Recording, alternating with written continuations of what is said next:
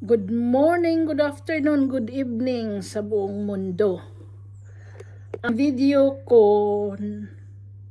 kung ito is parang reaction ko na rin doon sa kay Nars Nora na sinabi. Alam mo Nars Nora, hindi man tayo magkakilala pero pareho tayo na nandito sa social media at pareho natin nakikita yung mga pinagsasabi natin dito sa YT. And pareho tayong followers ni Pugong Biyahero. And pareho tayong followers ni Krishna. Now I am, but I think you are not anymore na followers ni Krishna. Kasi kaya lang naman ako napareact dahil maraming nagme-message sa akin na panuorin ko raw yung video mo. At dati pa, meron, nung una pa talaga, meron na hindi ko pinansin. Kasi hindi naman ako ang topic noon. This time lang kasi, habang nanonood ako, maaring magtatawa ka dyan kasi nagtatawa ka kanina sa mga followers ni Krishna na tinatawag mong mga alagad.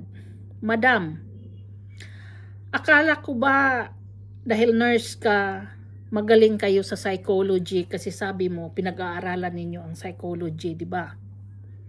Hindi ako nurse at hindi ako nag-aral ng katulad sa inyo pero nakapagtapos ako din naman kahit papano pero hindi ko napag-aralan yung psychology na yan. Pero doon sa pinagsasabi mong alagad ni Krishna, it's so harsh. Sa mga tao na ang tinutukoy mo siguro ang bashers mo, na binabash ka, pero ganun din naman si Krishna binabash din sa mga followers ninyo, followers mo, or followers ni Pugong Biyahero na ayaw siya. Kasi meron pa rin sa akin nagko-comment sila doon ng mga harsh words to Krishna na obvious naman na ayaw nila. Okay, nandito tayo sa social media at lahat kaya natin tanggapin. Pero ng harsh words na yun, nasasabihin mong mga alagad, kaming mga followers ni Krishna, dahil ako madam followers talaga ako, napafollow ako kay Krishna nung nag-umpisa ang istoryang Krispao. Pero followers na ako ni Pugong Biyahero noon pa man. Kaya, pero silent lang ako, hindi ako nagko-comment, nagla-likes lang ako. Noon pa. Kaya alam ko kung anong nangyayari. Noong nag-Krispao na, doon na ako nag-follow kay Krishna. At nung nagkagulo na, doon ako nagsalita dahil naawa ako sa bata. Ngayon, yung sinabi mong alagad, alam mo madam, naalala ko tuloy yung movie na Lord of the Ring, na meron doon, alagad siya yung para siyang slave. Kasi madam, yung another word of alagad is slave, slaviness, di ba? Ngayon, itong sino nga yung pangalan noon, siguro nanonood ka noon, si Frugo. Frugo ba yun o Prudos? Hindi ko masyadong matandaan yung pangalan niya, pero siya yung slave nung ring na yun. Slave siya noong magic nung ring na yun. Kaya napaka-harsh. Every time na banggitin mo yung word na alagad, yun yung movie na yun ang naalala ko. Balikan mo kaya yun. Napaka-harsh naman ng word mo na sabihin mong mga alagad ni Krishna. Yung bata, madam, walang alam yun kung sinong nag-follow sa kanya. Not unless yung mga nagme-message sa kanya, not unless yung nagpakilala, at not unless yung mga gustong makipagkita sa kanya. Like you, di ba, nung napunta ka ng PB House, gusto mong makita si Krishna noon At binigyan mo pa nga ng 2 bags kasi ganito, ganun. And then, dahil lang sa mga bashers, ganun ka na magsalita sa kanya, alagad ni Krishna. Ang sakit lang kasing pakinggan sa tainga po. Dahil pareho naman tayong matatanda na. At sabi mo, nag-aral ka ng psychology. Hindi talaga magandang pakinggan the word na manggaling yan sa'yo. Alagad ni Krishna. Hindi kami mga slaves ni Krishna. At yung mga bashers na yan, problema nila yan. At nang bash sila, hindi lang naman si Krishna din ang binabash, pati ikaw, pati si Pugong Biyahero, di ba? At paminsan-minsan dito sa akin may nagme-message na meron silang pinagsasabi about ni Krishna, about ni Pugong Biyahero. At alam mo, ang gulo-gulo na kasi eh. Ang gulo-gulo na. At ang daming mga taong nagko-comment ng hindi magaganda, which is si Krishna naman tumatahimik lang. Dahil kung mawawala ang followers niya, paano na ang buhay niya dahil doon lang siya nakaasa sa ano. Alam mo madam, hindi ka ba naawa kay Krishna na dinala ni Pugong Biyahero sa social media na walang kaalam-alam from the beginning. And then suddenly, sumikat siya dahil kay Pugong Biyahero. Totoo naman eh. Na si Pugong Biyahero ang nagdala niya doon sa social media para matulungan siya.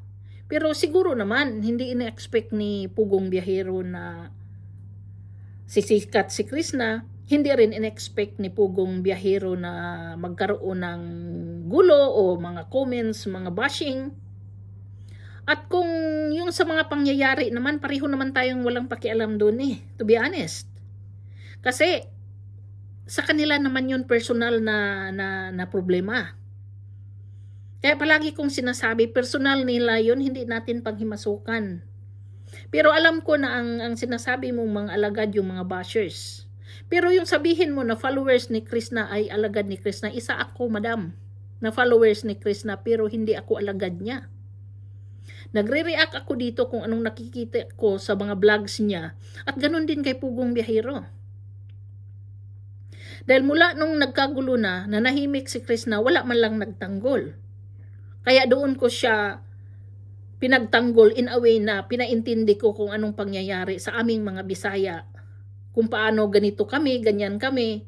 Dahil si Krishna daw hindi malambing kay PB, kisyo ganito, kisyo ganyan. Tapos dagdagan mo pa yung, ano pa yung isang word na ginamit mo? Meron kang isang word na talagang out of ano talaga na sabihin mong ganun. Kasi hindi kami mga alagad. Ang mga alagad, madam, slave. At hindi kami nagpaka-slave. And guys, totoo din naman yung sinabi ni Miss Nora na yung pagbuboss ninyo ng YouTube ni Krishna, yung bumibili kayo ng load para lang kayo makapanood ng maraming beses, balik-balik. Sabihin ko ang totoo niyan guys. And ito talaga ang totoo. Tama si Miss Nora na malilintikan yan si Krishna kung ma-find out. Hindi naman siguro sa ganun kaano, pero baka masira yung account niya. Kasi ganito yun. Ako, noong sa panahon pa ng Mamigs, nandoon ako eh. Minsan silent, minsan nagko-comment, pero may YouTube na talaga ako. Tapos ito kung isang kaibigan, binubost niya yung account ko para magdumami lang ang followers, hinayaan ko lang siya. Kasi ano naman eh, hinayaan ko lang talaga kung anong mangyari. Ngayon, ito nang nagko-comment ako at naipagtanggol, nagko-comment ako dito kay Krishna, pinagtanggol ko si Krishna nung nagkagulo na, dumami yung followers ko na hindi ko inaasahan. Which is, hindi ko talaga intention yun na kaya ako mag-comment para ifa-follow ako. Pero thank you at na-follow din. Ngayon, nung dumami na talaga yung followers, ang sabi binigyan ako ng email ng YouTube at sinabihan ako na iimbestigahan daw nila yung account ko dahil maraming para bang robotics na mga followers na hindi naman totoo, parang fake, ganon. So hinayaan ko lang din ng YouTube kasi wala nga din akong alam, pero alam ko na naalala ko binubost yun ng kaibigan ko. So hinayaan ko lang until talagang meron, tinanggal ng YouTube. Kasi nga guys, totoo yun din naman sinabi ni Miss Nora na mayroong IP address. Sa mga hindi nakakaalam kung ano yung IP address, bawat internet sa bahay, sa connection doon kung saan man yung satellite na yan o ano, mayroon yan IP address. Na yung kunting number na yan, alam ng mga ng computer kung kanino yan, kanino name naka-registered yan. So kung sa'yo, sa cellphone, bumili ka ng load at ganon, makikita pa rin yan na sa sayo nang galing yan. So kung balik-balik yan, balik-balik mong pinanood, makikita pa rin yan ng YouTube. Totoo naman din na baka nga din masira. Baka lang. Hindi ko alam. Pero totoo yun, isa lang talaga ang count. Bawat viewers, isa lang talaga ang count niyan. Hindi mo yan pwedeng balik-balikin na pareho lang yung cellphone na ginamit mo o pareho yung internet na ginamit mo o yung account mo, pareho lang. Dapat iba yung account mo at kung pareho man kayo ng internet na ginamit, pwede iba-ibang pangalan. Kasi makikita yan So anyway guys, nasa sa inyo yan. And I hope lang na hindi nga maapektuhan si Krishna. Tama siya doon. Miss Nora, hindi ako nang babash sa'yo at hindi ako bashers at reasonable ako na tao. Kaya lang naman kita kinu-call out doon pagsasabi mong mga alagad ni Krishna. Dahil hindi kami mga alagad, madam. Iwan ko kung meron bang alagad dahil ako hindi Alam ko kung kailan ko siya ipagtanggol, alam ko kung kailan ako magsasabi. Kaya nga hindi lahat ng binablog niya inire-reactionan ko Kasi ayaw kong sabihin ng mga tao na ginagamit ko siya para lang ako i-follow. Ayaw ko nung ganun. Sa totoo lang, ayaw ko ngang i-follow ako just because sa sense lang na para lang hindi, ayaw ko nang ganun. I-follow ninyo ako dahil may natutunan kayo doon sa pinagsasabi ko. Ayaw kong i-follow just because gusto nyo lang akong anuhin. Yung utuin ba? Ayaw ko nang ganun. Kaya hindi ko talaga gusto yung word mong ginamit mo na alagad. Para tuloy naalala ko talaga yung Lord of the Ring na movie. Kaya, wag naman masyadong harsh, madam. At saka kay Krishna, hindi ko halata nga, hindi mo nga siya gusto, pero hindi naman tayo pinipilit, no? Gustuhin natin ng isang tao kung ayaw mo talaga.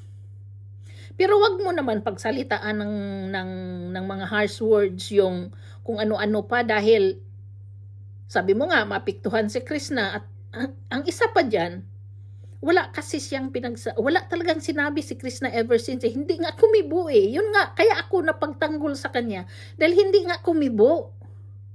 Basta lang sa kanya may raos niya yung buhay niya araw-araw.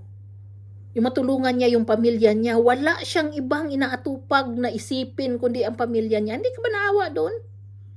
Na bigyan mong idea yung mga bashers yung ibang tao na para i-bash lang siya? At pasakitan mong mga alagad. Bakit? Ano bang ginawa ni Krishna para alagaran namin siya? Di ba? So sana po nagkaintindihan tayo. Pareho na tayong matanda dito at nandito tayo sa social media. Kaya hindi talaga magandang pakinggan. Sakit sa tainga. And besides, madam, ikaw ba, matanong kita, ikaw ba gusto mo bang pakinggan yung word na alagad ka ni Pugong Biyahero? Di ba hindi?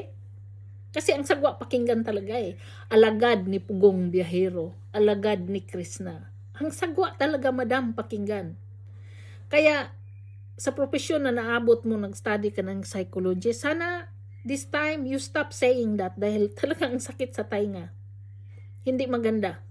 Dahil para sa akin, walang sense na pasakitan si Krishna dahil yung bata, unang-una matatanda tayo dito. Tapos yung inaatake o pinapasakitan ng mga bashers mo o bashers ng iba at dinagdagan mo pa yung word na yan na kasi ang dating niyan is yung alagad ni Krishna para tuloy na merong isang grupo sa kulto si Krishna. Parang kulto ang dating na aatake sa mga ganito, ganyan. Wala namang alam si Krishna dyan Hindi nga niya alam kung sino yung nagfa-follow sa kanya. Basta masaya siya, may followers siya. Maawa naman kayo. Huwag nyo nang dagdagan. At kung ano man yung naramdaman ng tao at wala kang masabing maganda, just keep your mouth shut. Kasi hindi talaga maganda. Diba? So sana maintindihan mo. Dahil ako naawa talaga sa bata.